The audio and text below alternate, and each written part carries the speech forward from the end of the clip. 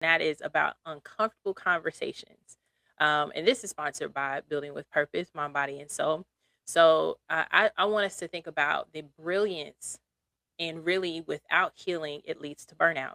So as we think about this, as we get into our topic tonight, I want you to think about achievement without processing trauma leads to emotional exhaustion.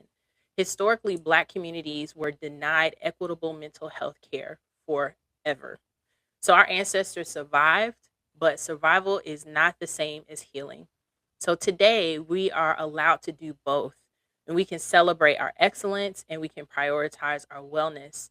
And if this conversation resonates with you, I want you to consider doing a free 15-minute therapy consultation with me. You can go to my website, www.inspiredonpurposeservices.com, and there should be a tab right there at the top where it says 15-minute consultation. It's complimentary, it is free. And this gives you opportunity to see if being able to do therapy is something not only that you're interested in, but if it's also a good fit for you. And I will talk with you personally about how to get started and the next steps that you can take to be able to go from not just survival, but but thriving. And that is one of the reasons why I'm so excited to have my special guest on tonight, and his name is Dr. Corey Reed. So y'all give it up for Dr. Corey Reed, y'all. Can y'all hear that? I hope y'all heard that. Ah! Uh-oh. I think we're sideways. Let's see. Um, but I'm so excited for Dr. Corey Reed tonight. For those of y'all that don't know, this man is first and foremost, let me just say this. I met Dr. Reed at the MLK celebration at Newfields. And it was such a blessing to hear what he had to say about MLK, about Dr. King, because, many of us, especially growing up in school, you've heard some of the typical things about Martin Luther King, but there's so much. Like there's so many documentaries that are out here about him. And a lot of times we don't want to look at the things that he struggled with, right? We want to look at the good stuff. But we also sometimes need to look at why he did the things that he did and even how he was able to be resilient in the face of hardship and injustice. And we have to realize like we can't just slide by that.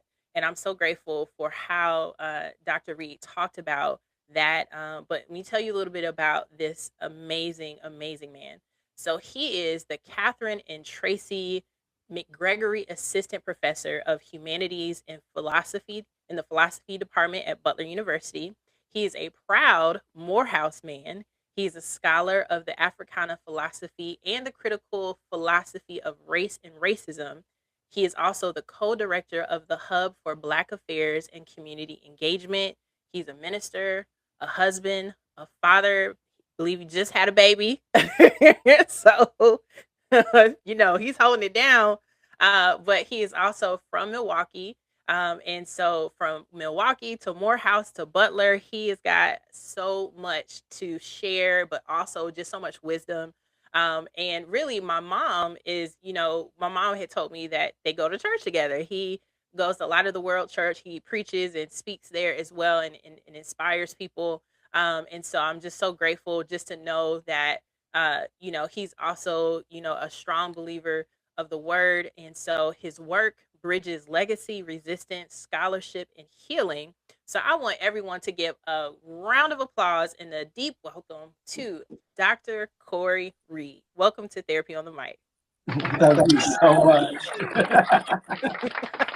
I've been having fun with these little sound effects. So, I love it. I love it. how are you doing? I'm good. I'm good. Good, good. So, tell us a little bit about your background. I know I kind of gave a brief description of what you do, but tell us Mhm. a little bit more. Well, I've been all over the place. So again, I'm from Milwaukee. I did college in Atlanta. First time I applied for graduate school, I got zero acceptances. So I was a secondary ed teacher for a bit in Philly. And then I ended up doing my master's in Louisville, where I met my wonderful wife. And then I did my doctorate in Memphis, and now I'm here in Indianapolis. So I tell my students all the time, you'll get a different accent depending on my feeling. Some days I'll sound like I'm in the deep South, and then other days I'll sound like I'm on the East Coast. You know, it's just all kind of jumbled in there. Yeah. But it's been a journey regarding my education, and just really finding space. We can talk a little bit about that today, and it's been wonderful. I'm impeccably blessed. I have a almost 3-year-old, and we have a 29-week in the womb baby. She's not delivered yet, but she's Okay. she's close. Close, close. Count down the We're third days. trimester, so Oh yeah, wow. we're getting there. Oh man. Well, blessings to her and congratulations to you both. Mhm, And so even just as you talk about just you have such a full life. mhm, And so tonight as we talk about this topic on healing beautiful black minds, what does that mhm. mean to you, especially as a philosopher and a scholar of Africana? Yeah, yeah. So for me, one of the things that I work on is the concept of decolonization. How do we unravel our minds from a lot of the Western tropes that we've been given over time? Mm, Not just about what the world should be like and how we should think about it, but also how we should think about ourselves. The high critique that we hold for ourselves, the fact that India.Arie has to sing about Black beauty because we don't always embody and feel Black beauty. Those are all remnants of colonial imperialism to make you feel like you're less than, so that you stay subservient, right? So part of what I love to do is, to steal from the movie Great Debaters, okay. free your righteous mind, right? To reclaim your righteous mind. So as we're talking about therapy and as we're talking about having holistic minds, part of that is figuring out who we are both through the history that we embody and all of the Western colonial things that are packed into our past, but also discovering who we want to be that's completely free of that, right? Mm. To define those things for ourselves, to conjure new ways of being out of nothing. That's part of the therapy journey too. It's about deciding who you want to be and not what's been imposed upon you. So that's where I'd start. Oof, man, there's so much in there. Look, we talked earlier, and I said, look, there's just not enough time. There's so much that I want to ask you. So just already know, I'm just telling y'all now, there's gonna be a part two. So, Yeah. but I mean, you said so much in that, and so one of the things that I just want to touch on real quick because I think this is a very unique space to discuss this in light of Black History Month, but Mhm. because you are an African American professor. Mhm. Right, and when we think about education, like, I remember when I was in my master's degree program, one of the things we talked about, especially when we're looking at, culture and race and ethnicity, and really a big part of my study was seeing how important it is to see someone that looks like you in education, Mhm. and especially, those who are Black or brown, the likelihood of seeing that throughout your entire educational system is very rare. And for me, my first Black teacher, shout out to Mr. Huggins at Tech High School, was in high school. And he was my only Black teacher in high school. And then I didn't have another Black professor until my master's degree. Mhm. Think about that. I had what, 2. I had 2. I had a woman and a man, professor, uh, during my master's degree, but when I think about that and how my mind has been shaped or even formulated in terms of what intelligence looks like or success, or even authority, Mhm. how does that impact the work that you do? And even when you're teaching others about education and history and all of these things Mhm. that oftentimes leaves us as those of African descent out of those areas. Mhm. So I think I have to start with the context of Butler, right? So I teach at an 80% white school, Mm. and that's on the student, staff, faculty, and administrative levels, right? So part of it is being representation for the Black students that I do get to teach, Mhm. Part of it is teaching Black history and American reality to students that don't look like us, right? Mm. Even today, I was walking my students through lynching as we were dealing with James Cone's The Cross and the Lynching Tree, right? Mm. As different, I do sort of a interesting remix during February because it's both Black History Month and we're approaching Valentine's Day, and so we're reinterpreting what it means to love. Mm. And one of the things that we were talking about with Cone is how starkly similar the crucifixion of Jesus and the lynching tree and the legacy of lynching are. Mm. And that was a shocking moment for some of the white students in the room. And then it was also a contextual moment for some of the Black students in the room. Yeah. And those moments are super important. I remember um, the first teacher I had that was Black and male and was not the gym teacher was my Mhm. first year at Same. Morehouse. I have had a Black gym teacher. Right. Those are semi-common. Right. But the first Black male content driven teacher I had Mm. in my whole education system was my first year at Morehouse. Wow. Um, and so shout out to Dr. Michael Patterson. I had him for history. And I've had some since then in different ways. I was fortunate to study under Dismas Masolo, who is a huge African philosophy figure. But it really is important that we have not only the representation piece, but also that space to be honest about our history. Mm. For both of us who live in the legacy of it, like Christina Sharp says, we live in the wake of enslavement, or like Sadia Hartman says, we live in the afterlife of slavery. Mm. All those things condition the ways in which we show up in the world.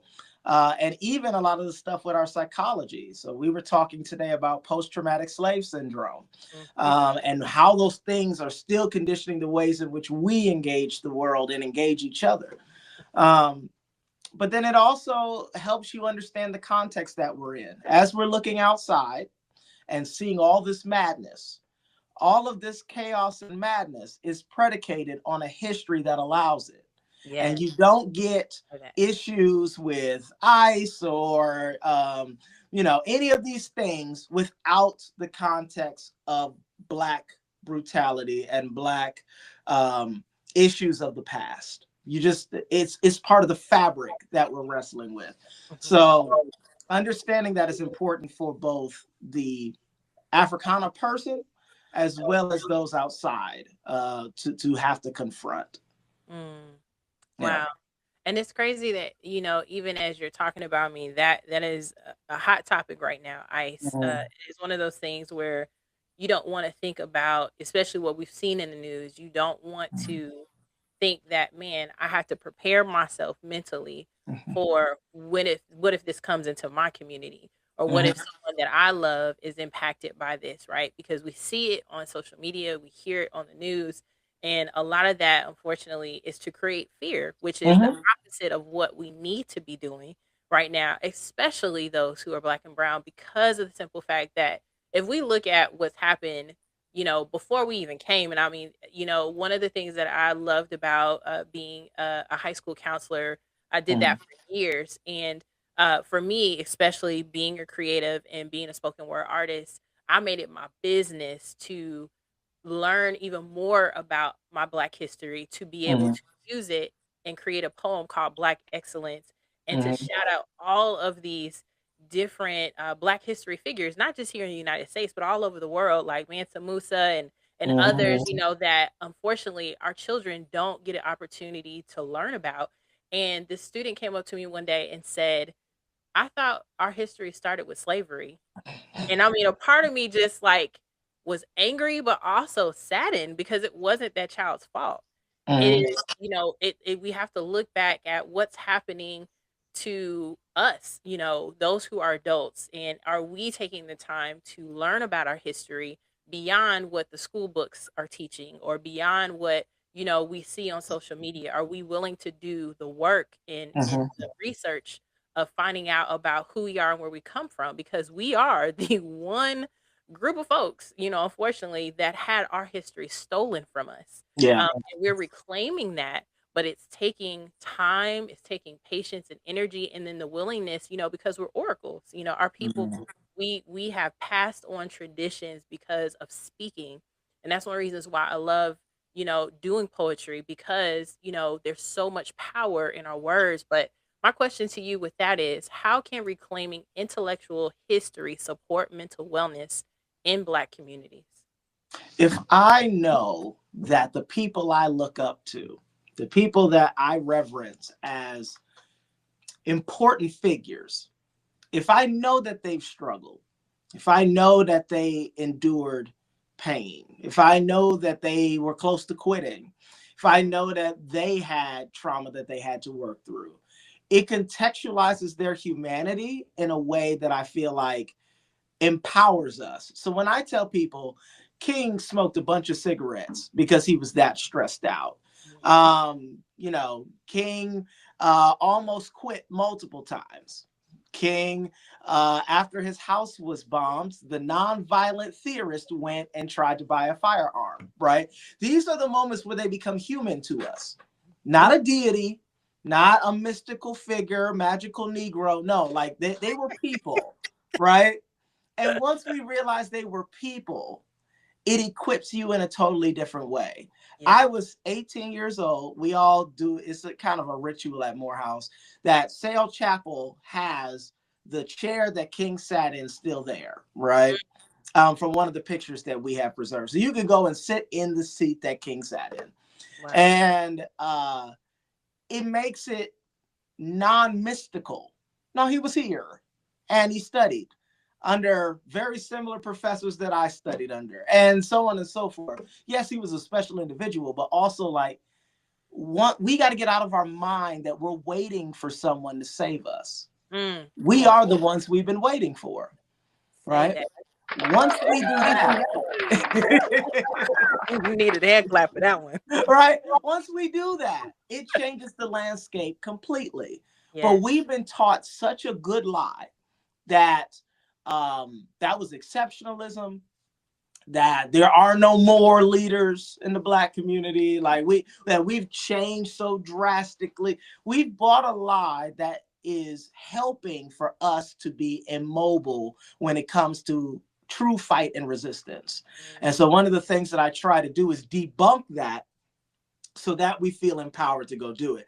Once you realize that these folks were scared, they were scared for their families, scared for themselves. The Yep. whole reason behind King's nonviolence is so that he doesn't have blood on his hands, Yeah. right? He did Yeah. not want people dying on his behalf.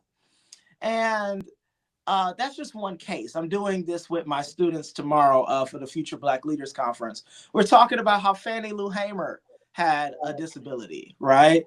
The issues that Ella Baker went up against, how James Baldwin is pushed to the back and Bayard Rustin are pushed to the back because they're queer men, et Mm. cetera, et cetera, et cetera. So once we debunk some of this stuff and engage it and really feel the texture of it, then it's like, oh no, I can do this too. Yeah. And whether my legacy is small or huge, it would have made a difference. Mm. And that also helps us here not feel small and indifferent, Yeah. right? Yeah. That even though I'm one vote, or even though I'm one organizer or one person, I can change the world, and that's not a lie, right? Yes. Yes. Look. Hey. So let me just say this. That is dope. I just had to say that. Yeah. Yes. I mean, and I mean, it really does. I think, sometimes because of technology, as much as I love it, and it's also the bane of my existence, it sometimes causes us to get lazy, Yeah. and to the point where we don't sit down long enough to read a book, or to learn about a lot of things that unfortunately they are every day trying to hide from us, so that we don't learn, and that we don't grow in our not only intellectual abilities, but also in our emotional intelligence. And I think that's a huge part when we're looking at what's happening within communities of, I would just say the African diaspora, because it's not just African Mhm. Americans, but, when I look Mhm. at what's happening across the world, a lot of it is our emotional intelligence is really being challenged in a lot of ways, and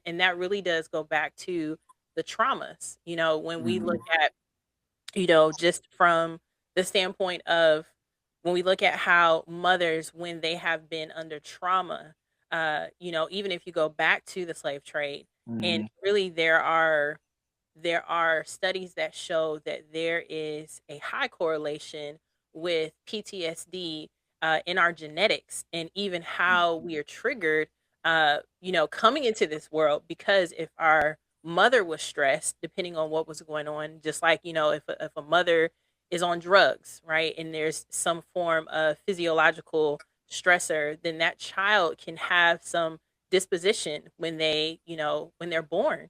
And this is why it's so important for us to have these conversations about Mhm. mental health, because I have so many clients that will, tell me, hey, I don't know my history. Like, I don't know my Yeah. medical history of my parents, maybe because either they died before I was born, or Mhm. they're just really private, or they're just not around. And then they struggle with this ideology of, am I crazy? Or is there something else? Yeah. how do you even how do you even communicate or wrap your mind around that, especially, because you are a father, you are a husband, and you do have children? And how do you have those conversations in your home, and then how do you translate that into your professional world when you're talking about mental health? The first thing I'll say is, on my journey, I wanted to be the best partner and father I could be. And I saw good examples and bad examples in my upbringing. But I think one of the key moments for me was reading Bell Hooks and reading her talk about how a lot of abuses are the product of us having stress and trauma, and not being able to have that outlet toward the things that actually deserved it. So Mm-hmm. it ended up coming into the domestic space, and then the women and the children were usually the objects of that anger and frustration and pain. So that is, again, a remnant of enslavement and the long history of anti-blackness, where if you can't fight white supremacy directly, then what ends up happening is that thing festers and the domestic space becomes volatile. I did not want that, right? And I knew I was already in high stress, being a black man going into a discipline where less than 2% of us are black, right? When it comes to black professors, less than 2% of us are black, or of all professors, less than 2% are black. Mm. And so I was like, I don't want to cause any unnecessary trauma in my home. I want to be the best husband possible, the best father possible, the best professor possible, the best minister possible. I did not, one of my mentors, my pastor, Brandon Clack, one of the things he told me was, do not get on that pulpit and bleed on people. Mm. And that stuck with me, right? Wow. Heal in private so you can minister well in public, Ooh. right? Don't get up there in that pulpit and just be spewing all of your problems on people. Wow. And it's the same concept, that by doing the labor for myself, I make my community better. I make my home better. I make my work better. And I'm trying to raise two beautiful black girls to also prioritize that same thing. Mhm. That, number one, they don't have to be magical Negro and overburn themselves. No, that's real. Yeah. My therapist and I, the main back and forth we've had is, how well has you trying to be twice as good to get half as much? Ooh. How well has that served you? Mm. And I said, well, it served me really well. Like, look at where I got, look at what I've accomplished. He said, no, no, no, no, no. Yes, you were in the right place. It did help you. I'm talking about in the longevity of your mental health and your well-being. How well did it serve you? Mm. When we know our life expectancy is shorter, Yeah. when we know that racial trauma and stress is a key indicator of high blood pressure, of abdominal fat, a higher probability for diabetes. When you know how well has this served us? When you know that the lowest life expectancy by race and gender is Black men, only superseded by indigenous men. Wow. Right. And depending on what study you look at, you're talking about 67 to 69 years old. As the oldest. As the average life expectancy. Right? Your best study only puts us at like 71. Right? So I tell my students as an existentialist, that means that my over the hill, as I'm turning 34, right? I'm at my over the hill. What does that mean for my cognition if I'm at the halfway point from my life? Based off of the intersection of violence in our community, violence done by police, medical issues, and all of these things that are rooted in racial trauma and stress. Yes. You owe it to yourself to try to fight this invisible battle for your own well-being and the longevity of your life for you, your descendants, and the people around you. Therapy to me is not an option, right? If you are Black and cognizant of that Blackness, right? Like James Baldwin said, to be Black and relatively aware is to be in a constant state of rage. What do you think constant rage does to the Black body? Right? Man. And the Black mind is not separate from the Black body. No. So we owe it to ourselves for our own longevity, right? Yeah. They were talking about the Black women who were and then one by one, they were getting dismissed or kind of pushed out, or 2 or 3 of them, their lives ended, right? While they're serving as the first president of X, Y, and Z. First Black woman president of X, Y, and Z. That load is killing us. Yeah. Right? Yeah. Being I'm the first Black professor in this department. Wait, say that again? I'm the first Black professor in this department. Are you serious? Butler University was founded in 1855. Unless you count what is now Christian Theological Seminary, which branched off from our religious studies department, I am the first Black professor in philosophy and religious studies. Man, hold on, let me get that. 2026. I don't say that in a boisterous way. Please hear me. I'm saying as those are things that end up being in our sack that we carry invisibly. Yes. And that sack gets fuller and fuller and fuller. And the next thing you know, you don't realize why you're tired all the time. Yes. Burnout. Right? Burnout. That is such a common thing that we deal with. And I've dealt with it myself. And that's one of the things that, you know, especially when we're looking at spaces that need us, that need our presence, right? That's why therapy, that's why self-care, that's why nutrition. And you're also a fitness trainer, right? I mean, that's probably, you know, we got a few more minutes, but if you just real quick talk about that piece, because I think that that's so good. You know, it's not that you're just an educator, but, you know, one of the things I talked about, self-care isn't about bubble baths and, you know, chocolate. It's about being able to create a life that you don't have to regularly escape from. And I think having the ability, like for me today, like before I talked to you, I was at the gym. And I tell you, it is such a great like stress reliever. And even though sometimes it feels like, oh, I gotta get dressed, you know, especially when it's cold. But after I do it, I feel so much better and I have more energy. But it also is like I get an opportunity to de-stress, right? Or decompress. And so how do you do that in the midst of everything else that you have? I will admit I am still growing in this domain, but I have to have some things that are completely separate for me. This is the advice that my therapist has given me. What are the things that Corey does that are not tied to Amari, Shonda, Nia, work, church? Like, what is the things that just bring you unbridled pleasure, right? And I realized I didn't have none. I mean, working out does that, but I also, you know, being a Group X instructor is the intersection of it holds me accountable to work out. I get to teach, and I just love to teach. I love teaching the mind, body, and soul. Mhm. And it also, allows my family to participate at the Y for a reasonable cost. Come on. So it all works together.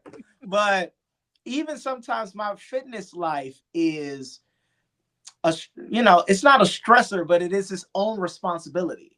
Mhm. What are the things that you get to do that don't come with a list of responsibilities that are Mm. just free, Yes. right? I just took up playing video games again. I went like a solid probably 7, 8 years and I wasn't playing video games when Yes. I was getting my degrees, and I just took it back up. It's a place where my mind can go, that there's no philosophical work happening. No, I get to just turn off for a second. Yeah. My wife and I watch really, really bad dating TV shows. That's our thing. I love that. And we psychoanalyze the people who are on these shows, right? Et cetera, et cetera. I encourage everyone to find something that's just yours, right? Yeah. You don't share it with anybody, right? You don't do it for your kids or what. Find a something and hold true to it. That's Mhm. just yours. That is a self-care that only you can define, and you have to protect like it's a jewel. Yes. Yeah. 100%. Mhm. Thank you so much, Dr. Reed. Look, I want to ask you a bunch of other questions. I see some folks in here. I see Dale Walton. Shout out to my mother-in-law. She said Dr. Reed is a member at my church. So said hello to Shout out to you. Light of the World. So I appreciate y'all so much. How can people get in touch with you? You can visit my website, CoreyNReed.com, Corey, the letter Nreed. And my emails are on there. You can find me on Butler's website. You can, any of that kind of stuff. I'm also on social media, profess underscore or underscore Reed, Professor Reed. So you can follow me any of those ways. I'm on Facebook, LinkedIn, all those beautiful things. Awesome. And then last but not least, do you have anything coming up, ways that people can support you?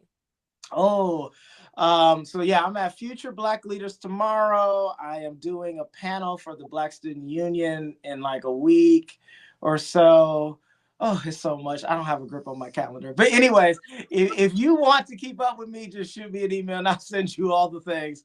I'm still working to build my like following platform. Like, oh, Yeah. y'all can see me here. Yeah, I'm yeah. still working on that.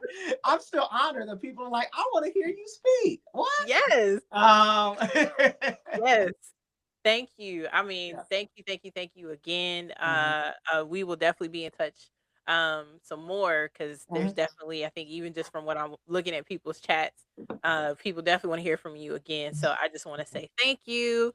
Yeah.